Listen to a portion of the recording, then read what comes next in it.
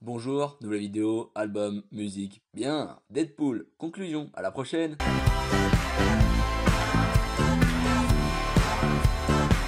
On est quel jour aujourd'hui sinon? Salut à tous, et aujourd'hui comme c'est Halloween, on va devoir se mettre en mode Halloween. Voilà, maintenant que tout est prêt, on peut commencer à parler sérieusement. Et comme c'est Halloween, on va cette fois-ci, et pour de bon, parler de 3 films, bien badants et noirs. Parfait pour Halloween. Ça fait beaucoup de fois Halloween quand même là, non?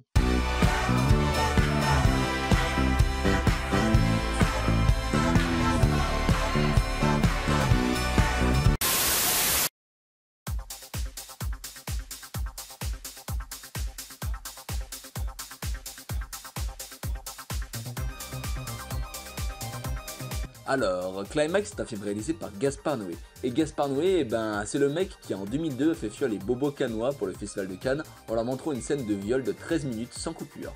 C'est le mec qui en 2010 avec Enter the Void a pu nous montrer du sperme en vue subjective en toute poésie et beauté. Et oui, je suis sérieux, Enter the Void c'est un très beau film. Et enfin, c'est le mec qui en 2015 a sorti Love, un film d'amour avec des scènes de cul où on montre tout. Ouais, le film est classé X, pas de blague. Donc oui, c'est un réalisateur qui aime repousser les limites de ce qu'on peut montrer ou non et qui aime perturber notre conscience avec tous ses films, que j'ai tous vus et que je vous conseille tous. Et justement, comme c'est quelqu'un dont le cinéma peut faire peur de loin, Climax est justement parfait pour rentrer dans sa filmographie. Climax donc raconte la soirée d'une bande de danseurs qui vont se faire droguer par une sangria avec de l'ecstasy dedans. Et vous vous doutez bien que cette ecstasy va leur faire des trucs abjects, sinon il n'y aurait pas de film. Et vous avez tout juste. Le film est ultra efficace dans sa manière de montrer les bas-fonds de l'espèce humaine. Il entame par une scène magnifique de danse non coupée qui montre la beauté d'une cohésion de groupe, et ensuite par des scènes de discussion entre les différents personnages pour apprendre à les connaître chacun et apprendre leur rapport entre eux. Et si tout cela fait déjà une bonne trentaine de minutes sur ce film d'1h37, c'est pour nous préparer justement à la retombée de ce microcosme sous les effets dévastateurs de l'ecstasy. Chaque personne va devenir son propre monstre et va vouloir faire du mal à son prochain. Le film est filmé en quasi-totalité en plan séquence pour une immersion au sein de ce groupe et pour suivre chaque bad trip qui vit chaque personne. Et la bande son électronique avec du Aphex Twin, Daft Punk, Cerrone renforce le côté grosse fête qui tourne mal. La musique étant toujours présente en fond, comme si elle participait au malaise de cette fête.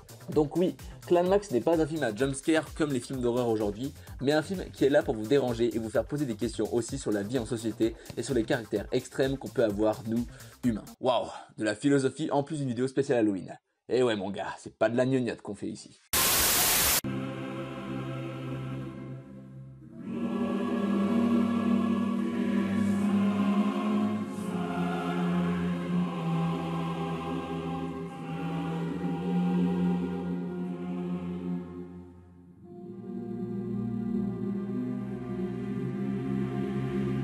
Vous voulez des dilemmes de philosophie? En voilà un. Tuer soi-même un membre de sa famille? Ou attendre qu'une force inévitable tue toute sa famille de manière très lente et très violente? Bon, regardez pas comme ça, hein, c'est ce dont parle ce deuxième film. Mise à mort du cerf sacré raconte les aventures de Colin Farrell, le chirurgien gentil qui, dans son passé, a tué le père d'un gosse lors d'une opération. Ce même gosse en a gros sur la patate, et va donc après s'incruster de plus en plus étroitement dans la famille de notre ami Colin pour lui jeter un sort en guise de vengeance. Soit il tue un membre au choix de sa famille, soit sa femme et ses enfants vont progressivement perdre l'usage de leurs jambes, puis arrêter de manger, puis enfin saigner des yeux et mourir. Youpi! Donc oui, voilà, on est sur un film plein de joie et de bonne humeur, c'est faux, où vous allez voir Colin Farrell et sa famille galérer pendant 2 heures jusqu'à arriver au point de non-retour. Là où notre film précédent posait des questions sociétales, ici Yorgos Lanthimos, le réalisateur, responsable d'autres films badants comme The Lobster, nous montre juste l'équivalent cinématographique d'avoir une épée de Damoclès au-dessus de la tête.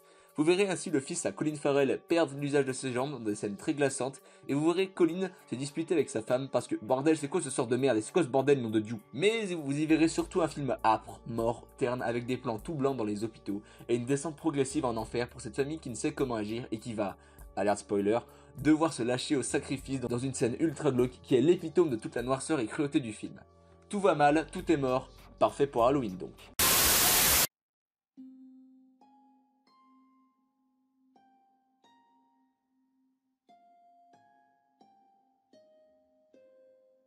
Alors là, on a atteint un niveau de dépression assez élevé, mais on peut continuer, hein. Vous inquiétez pas, ce troisième film est parfait pour une petite dépression bien que m'en aime.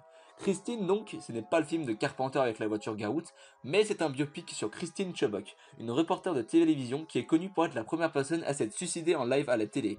Ouais. Et donc ce film explore toute sa personnalité pour nous aider à comprendre les raisons de ce suicide, mais aussi pour parler de la presse en général à une époque qui est toujours d'actualité, où faire du sensationnel plus que de l'info était plus intéressant. Le film est avant tout concentré sur la personne qui était Christine et sur ses troubles, que ce soit sa dépression, ou bien le fait qu'elle n'arrive pas à s'engager dans une relation avec quelqu'un autant amoureuse qu'amicale. Aussi, le film aborde le métier de reporter pour une chaîne d'info dans les 70s avec les limitations techniques, les grosses bobines et l'esthétique aussi typiquement 70s, aussi bien au travail qu'à l'extérieur. Christine est plus un film humain qui nous fait rapprocher de cette personne qui était Christine Chubbuck grâce à l'interprétation de Rebecca Hall, en accordant beaucoup plus d'attention à sa relation avec ses collègues, sa mère, plus que l'histoire du suicide qui fait l'objet de la fin du film, mais qui est sans être trop forceur comme pourraient être d'autres films sur les mêmes sujets de violence dans les médias. Genre voilà. Donc au final, oui, c'est un film badant, mais avec un fond humain et des personnages réels super attachants. À regarder si vous êtes solo pour ce Halloween du coup. Et voilà nos films badants. Et bah, on a vu de la noirceur dit donc. Et en plus, sans jumpscare, ni truc putassier de film d'horreur moderne.